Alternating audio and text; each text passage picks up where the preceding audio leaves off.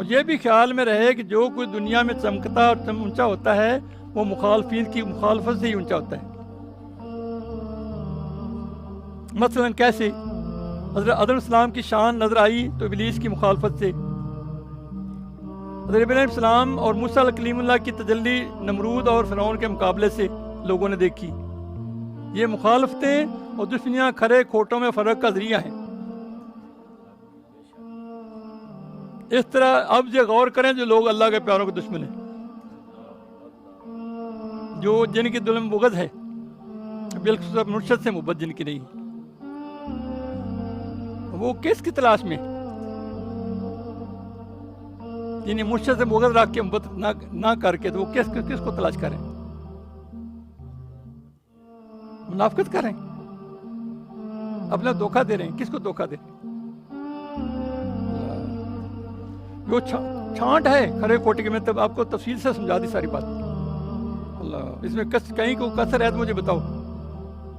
اللہ، اس طرح رحمت والے اور لعنت والے دونوں کی چھانٹ ہو جاتی ہے. سعید شکی ممتاز ہو جاتے ہیں کہ سعید لوگ ان مخالفین کی سرگرمیوں کے باوجود ہمیشہ نیک کام کرتے ہیں، اور بدنصیب لوگ وہی کرتے ہیں جو یہ دشمن ان سے کراتے ہیں. ان کے لیے اپنے تو ضمیر اور دل مردہ ہو چکے ہوتے ہیں، کہ ان کے اپنے ضمیر اور دل مردہ ہو چکے ہوتے ہیں، اس لیے وہی کرتے ہیں جو دشمنوں سے کراتے ہیں.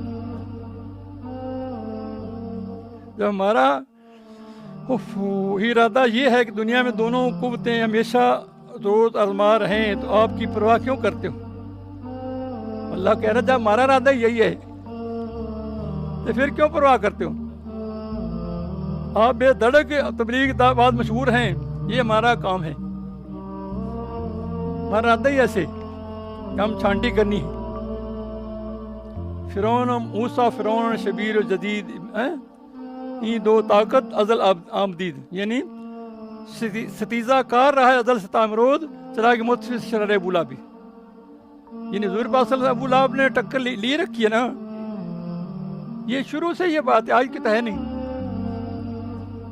تو بھلے لوگوں غور کرو کائنات میں اور حق سے وفا کرنے میں لگ جاؤ. اپنے پلپلے پان سے تمام بے دینوں کو راضی رکھنے کی کوشش نہ کرو، رب سل کو راضی کرنے کرو اور وہی کام کرو جس سے وہ راضی ہو جائیں.